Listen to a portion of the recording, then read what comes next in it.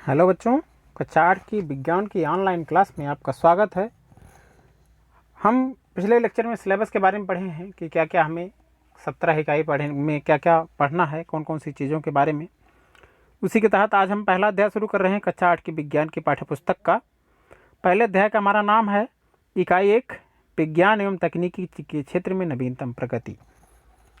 इस अध्याय में हम पढ़ेंगे कि विज्ञान विभिन्न क्षेत्रों में तकनीकी का नवीनतम प्रगति किन किन क्षेत्रों में मुख्य रूप से हमें देखने को मिलता है, जैसे कि संचार के क्षेत्र में, अंतरिक्ष के क्षेत्र में, रक्षा एवं प्रतिरक्षा के क्षेत्र में, चिकित्सा के क्षेत्र में, कृषि, परिवहन, उद्योग, विनिर्माण, ऊर्जा, व्यापार, वाणिज्य एवं शिक्षा में, सूचना एवं संचार प्रौद्योगिकी में तथा ई गवर्नेंस के क्षेत्र में क्या क्या नई नई तकनीकें इजाद की गई हैं, क्या उनमें नवीनतम प्रगति हुई है। यह हमारे इस पाठ का मुख्य विषय है। इस इकाई में हमें इन सभी चीज़ों के बारे में पढ़ना है। तो शुरू करते हैं आज की इकाई के बारे में। जैसा कि आपने पिछली कक्षाओं में पढ़ा है कि कैसे विज्ञान और तकनीक ने हमारे दैनिक जीवन को अत्यधिक प्रभावित किया है। इसी क्रम में हम विज्ञान एवं तकनीकी के विभिन्न क्षेत्रों में हुई नवीनतम परिवर्तनों का अध्ययन करेंगे, क्या क्या परिवर्तन हो रहे हैं। विज्ञान अपने हर नए अनुसंधान के साथ यह प्रयास करता है कि जो हमारा दैनिक जीवन है वह काफ़ी सरल एवं सुलभ हो सके, एक उन्नत वातावरण विकसित हो सके, और इसीलिए वैज्ञानिक जो है वह नित्य नए शोध करते रहते हैं। संचार के क्षेत्र में, शिक्षा के क्षेत्र में, चिकित्सा के क्षेत्र में, कृषि, परिवहन, उद्योग, ऊर्जा, इन सभी क्षेत्रों में काफ़ी विस्तार एवं विकास वैज्ञानिकों द्वारा किए गए हैं। किसी भी नई तकनीक से मनुष्य की जो दिनचर्या होती है या कार्यशैली होती है उसमें सुधार किया जाता है। मतलब जो पहले जैसे हम काम कर रहे थे उसमें सुधार का प्रयास रहता है, हर नई खोज के साथ, नए अनुसंधान के साथ। तो विज्ञान जो है और प्रौद्योगिकी, उसने विभिन्न मूलभूत जो चुनौतियां हैं हमारी, चाहे प्रत्यक्ष रूप से हों चाहे परोक्ष रूप से हों, उनका मुकाबला करने में हमारा सहयोग किया है। और इन मूलभूत चुनौतियों में जो चुनौतियां होती हैं वह मुख्य रूप से किससे जुड़ी हुई होती हैं? कृषि से जुड़ी होती हैं, उद्योग से जुड़ी होती हैं, स्वास्थ्य से जुड़ी होती हैं, और जो हमारे प्राकृतिक संसाधन निरंतर कम होते जा रहे हैं उनसे संबंधित होती हैं। इन मूलभूत चुनौतियों को हल करने के लिए हमें क्या करना चाहिए, यह हमें इसका क्रमबद्ध रूप से अध्ययन करना है। विभिन्न क्षेत्रों में कैसे कैसे हम क्या क्या सुधार कर सकते हैं। तो आज के क्लास में हम पढ़ेंगे संचार के क्षेत्र में कौन कौन से सुधार किए गए हैं नवीनतम विज्ञान एवं प्रौद्योगिकी के द्वारा। पहला टॉपिक हमारा है संचार के क्षेत्र में। संचार मानव की प्रगति के लिए बहुत ही महत्वपूर्ण साधन माना जाता है, क्योंकि आप जब तक एक जगह से दूसरी जगह में जा नहीं सकते हैं, मिल नहीं सकते हैं, तब तक आप नई चीज़ों के बारे में जान नहीं सकते हैं। तो संचार जो है वो मानव की प्रगति के लिए बहुत ही महत्वपूर्ण साधन माना जाता है। विज्ञान एवं तकनीकी की सहायता से संचार के क्षेत्र में आज बहुत ही नई नई चीज़ों का विकास हुआ है, जिनमें मुख्य रूप से हम नाम ले सकते हैं टेलीफोन, टेलीविज़न, कंप्यूटर, इलेक्ट्रॉनिक डाक सेवा या ईमेल और इंटरनेट। यह ऐसे जनसंचार क्षेत्र के रूप में विकसित हुए हैं जिनके बिना आज के जीवन को हम संभव ही नहीं मान सकते हैं। मतलब आज का जो हमारा दैनिक जीवन है उसके लिए यह बहुत ही महत्वपूर्ण हो गए हैं। कंप्यूटर का जब से आविष्कार हुआ है, संचार के क्षेत्र में नित नए आयाम स्थापित हो रहे हैं, नई नई खोजें हो रही हैं। सूचना तकनीक का प्रयोग करके भारतीय डाक विभाग ने वर्ष 2001 में नवीन डाक सेवा प्रारंभ की है। पहले चिट्ठियां भेजी जाती थीं, लेटर लिख करके हाथ से पोस्ट में डाला जाता था, लेकिन 2001 से डाक विभाग ने एक नई सेवा शुरू की है जिसे ई पोस्ट का नाम दिया गया है। उसमें इंटरनेट के माध्यम से आपकी चिट्ठियां पहुंचाई जाती हैं।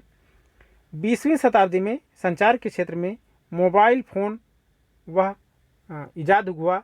मतलब 20वीं शताब्दी में हमारे दैनिक जीवन में मोबाइल का भी आविष्कार हो गया और मोबाइल फ़ोन तकनीक तकनीक जो है वह बहुत ही प्रभावशाली होकर उपग्रह के माध्यम से मानव के साथ जुड़ गया है। 21वीं शताब्दी में नई नई तकनीकों से सुसज्जित होकर एक नए नाम स्मार्टफोन या स्मार्ट मोबाइल के साथ 3G थर्ड जनरेशन या 4G फोर्थ जनरेशन टेक्नोलॉजी के रूप में उपलब्ध है। यह विज्ञान एवं तकनीकी की ही देन है। आज हम जो मोबाइल में अपने 3G 4G के रूप में जो है वह संचार तकनीकों का उपयोग कर रहे हैं। या किसका योगदान है?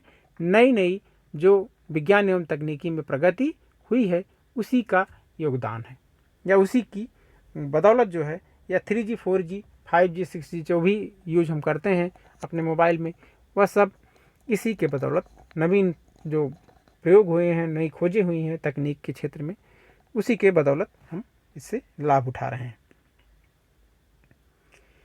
शिक्षा के क्षेत्र में क्या क्या हुआ है? शिक्षा के क्षेत्र में और संचार प्रौद्योगिकी के क्षेत्र में ICT संचार प्रौद्योगिकी को, सूचना और संचार प्रौद्योगिकी को इंफॉर्मेशन एंड कम्युनिकेशन टेक्नोलॉजी, सूचना और संचार प्रौद्योगिकी ICT कहते हैं इसे। शिक्षा के क्षेत्र में जो है वह कौन कौन से योगदान नवीन तकनीकों एवं वैज्ञानिक प्रगति से क्या क्या हुआ है, यह हमें जान लीजिए, इसमें समझना है। शिक्षा के क्षेत्र में शिक्षा के स्तर को सुधारने के लिए ICT योजना को शुरू किया गया। इसके अंतर्गत छात्र जो हैं वह मुख्यतः अपनी ICT कौशल क्षमता बढ़ाने और कंप्यूटर सहायक शिक्षण प्रक्रिया के माध्यम से सीखने के अवसर प्राप्त हुए। जब ICT का विकास हुआ तो इसकी सहायता से कंप्यूटर के माध्यम से बच्चों को शिक्षा उपलब्ध कराने में सहायता मिली और उनके जो ज्ञान था उसमें काफ़ी वृद्धि हुई। यह योजना छात्रों के विभिन्न सामाजिक, आर्थिक, डिजिटल डिवाइड और अन्य भौगोलिक अवरोधों को पार करने का सेतु है। कहीं भी कोई भी स्थित हो जगह, उसको पहुंचने के लिए तकनीक को कंप्यूटर के माध्यम से बिल्कुल आसान तरीका है, बहुत ही आसानी से पहुंचाया जा सकता है किसी भी ज्ञान को, किसी भी बात को। शिक्षा के स्तर को सुधारने के लिए विशिष्ट शिक्षकों की नियुक्ति की गई ICT में, जो ICT केंद्रीय शिक्षा देने में समर्थ हों। इसके लिए नए नए शिक्षकों की नियुक्ति की गई। स्कूल योजना में ICT के अंतर्गत कई राज्य एवं केंद्र शासित राज्यों में स्मार्ट स्कूल भी बनाए गए, उनका अनुमोदन किया गया। और इन स्कूलों का उद्देश्य होता था कि युवाओं को ICT का प्रयोग करते हुए वैश्विक स्तर पर प्रतिस्पर्धा तथा संस्थापन, जीविका और ज्ञान आधारित समाज की बढ़ोतरी में सृजनात्मक दृष्टि से तैयार करना होता था। ICT का उद्देश्य क्या है? जो ये कई स्कूलों में स्मार्ट स्कूल स्थापित किए गए कई केंद्र शासित राज्यों में, उनका उद्देश्य क्या था कि जो हमारे युवा हैं वह ICT का प्रयोग करते हुए विश्व भर में जो प्रतिस्पर्धाएं होती हैं और जो जीविका और ज्ञान के आधारित साधन हैं उनमें जो है उनके क्षमता में वृद्धि हो। इसलिए ICT के तहत जो है स्मार्ट स्कूलों की स्थापना की गई। यह शिक्षा के क्षेत्र में सहायक सामग्री के रूप में एक नई क्रांति है, काफ़ी महत्वपूर्ण है, जो बच्चों को खुशनुमा वातावरण एवं मनोरंजक तरीके से शिक्षा प्राप्त करने एवं विषय के प्रति भय को दूर करने में सहायक सिद्ध हो रही है। शैक्षिक अवसरों को विस्तृत करने, उच्च शिक्षा के क्षेत्र में उल्लेखनीय विकास एवं शिक्षा की गुणवत्ता बढ़ाने के लिए ICT एक प्रभावशाली साधन है। उच्च शिक्षा में बढ़ता नामांकन अनुपात तथा शिक्षा के विस्तार में प्रशिक्षित शिक्षकों की उपलब्धता में ICT की भूमिका पर नेशनल मिशन ऑफ एजुकेशन बहुत ही जोर देता है कि ICT के प्रयोग से हम अपनी शिक्षा व्यवस्था को मजबूत बनाएं। ICT के अंतर्गत स्मार्ट स्कूलों एवं किताबों के प्रयोग को बहुत बढ़ावा दिया जा रहा है। तो यह आपका जो है ICT के तहत किस तरह शिक्षा प्राप्त की जा रही है। संचार उपग्रह स्थापित किए गए हैं जिससे सारे कंप्यूटर, सारे साधन एक दूसरे से जुड़ते हैं, सूचनाओं का आदान प्रदान होता है, जल्दी ही सूचनाएं प्रसारित होने के बाद हमारे पास तक पहुंच जाती हैं। तो संचार उपग्रह इसमें सहयोग करते हैं। तो यह था आज का हमारा टॉपिक, हमने 2 चीज़ें पढ़ी, एक संचार के क्षेत्र में क्या योगदान है विज्ञान एवं तकनीकी की नवीनतम प्रगति का, और दूसरा शिक्षा में सूचना और संचार प्रौद्योगिकी के क्षेत्र में नवीनतम प्रौद्योगिकी जो है विज्ञान एवं प्रौद्योगिकी, उसका क्या योगदान है। यह हमारे आज के 2 टॉपिक थे, इसके बारे में आपको बताया गया। अब हम आपसे मिलेंगे अगले टॉपिक के साथ, और इस टॉपिक से संबंधित कोई भी चीज़ आपको समझ में नहीं आई है तो आप हमसे कमेंट करके उसको पूछ सकते हैं। बाकी आप अपने घर पर रहें, स्वस्थ रहें, पढ़ते रहें। हमारी बहुत बहुत शुभकामनाएं।